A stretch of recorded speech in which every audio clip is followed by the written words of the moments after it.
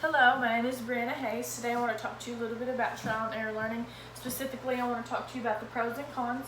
To start off, I want to talk to you a little bit about the basic principles first.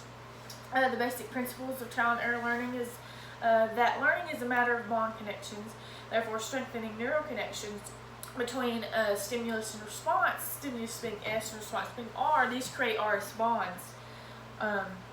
And these bonds can be motor, perceptual, conceptual, emotional, or attitude.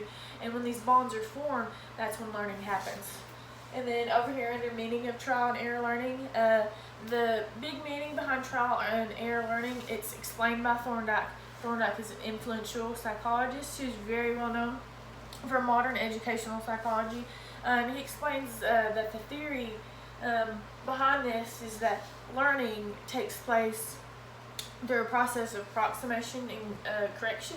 So a person makes a number of trials and some responses are not quite satisfactory, and so they continue to trial until they get their satisfactory response. And down here under classroom practices, I give you some examples of how trial and error learning is used in the classroom. And then over here under cons and limitations of trial and error learning, I'll just kind of list them off real quick for you. But number one, energy consuming. And then here at the bottom, I have a picture of a little boy falling off a bike, and that just kind of shows you how you don't always quickly reach your satisfactory response. It can often take many trials and many tries, and so it can definitely be energy consuming. And then under number two, I have random efforts. Three, I have emphasis on rote learning. Rote learning is a technique of memorization and repetition. Number four, number five, they kind of go together.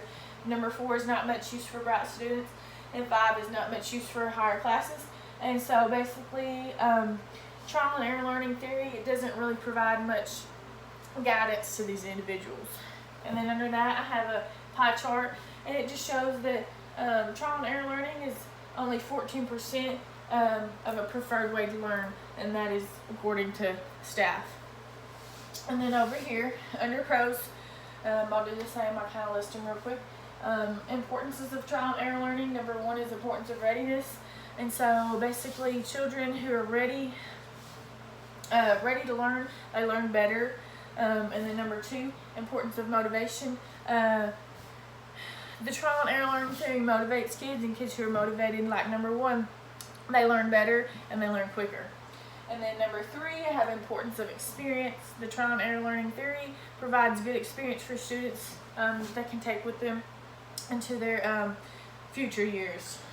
And then under number four, I have strengthening of bonds. And this is a bond between a teacher and a student. Students who perform the trial and error learning theory, it is shown that this really improves the connection or the bond that they have between their students. And then under number five, importance of repetition. Basically like the saying that says, practice makes perfect, And then number six, role of reward and punishment. So basically what this is when doing the trial and error learning theory, kids who are rewarded, who reach their satisfactory response, they see that is good, and that makes them continue to want to do good and continue to do maybe better than what they're already doing. And then the punishment, students see that they're not reaching their satisfactory responses, and so that makes them strive to want to do better, and so that they can reach their satisfactory response. And then down here, I have a little experiment that was done by Thorndike. I'm not sure it has a specific name. It's just experiment he did on his cat. Just kind of sum it up, basically he created a box, and he made a contraption with a string that went into the box and a string that went outside, and the string outside had a fish on it. And anyway, the cat figured out through trial and error how to pull the string to open the latch so that it can get to the fish. And so just kind of another example of how trial and error learning is used. That's all I have, and I hope that it was informative. Thank you for watching.